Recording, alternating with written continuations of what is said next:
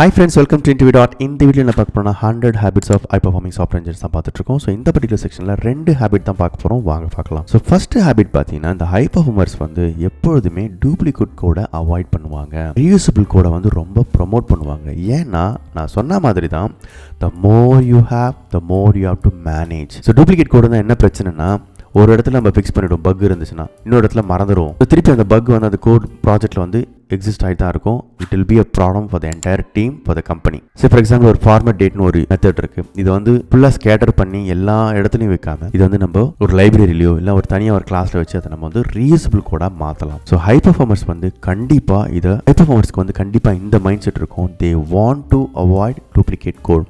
இன்னொரு விஷயம் ஞாபகம் வச்சுங்க, இந்த வர்ஸ்ட் டெக் டெப்ட் வந்து டாப்பில் வந்து இந்த டூப்ளிகேஷன் கோட் தான் இருக்குது. ஸோ இதை நீங்கள் வந்து அவாய்ட் பண்ணணும். இந்த செகண்ட் ஹேபிட் பார்த்தீங்கன்னா, ஸோ ஃபார் சேஃபர் ரிலீசஸ்க்கு வந்து ஃபீச்சர் ஃப்ளாக்ஸை வந்து இந்த ஹை பர்ஃபார்மன்ஸ் யூஸ் பண்ணுவாங்க. ஏன்னா அவங்களோட மைண்ட் செட்டில் நம்ம வந்து ப்ரொடக்ஷனை பிரேக் பண்ணக்கூடாது. We have to avoid breaking production. Escalation ஆகிடக்கூடாது. ஃபயர் ஃபைட்டிங் மோடுக்கு நம்ம போயிடக்கூடாது. ஏன்னா ஃபயர் ஃபைட்டிங் மோட்னால் ரொம்ப கஷ்டம். டீமே வந்து ரொம்ப ஸ்ட்ரெஸ்ஃபுல்லாக இருக்கும். நெக்ஸ்ட் 2-3 ஹவர்ஸ்க்கு வந்து அதை ஃபிக்ஸ் பண்ணோம் அப்படின்னா இட்ஸ் ரியலி பேட்.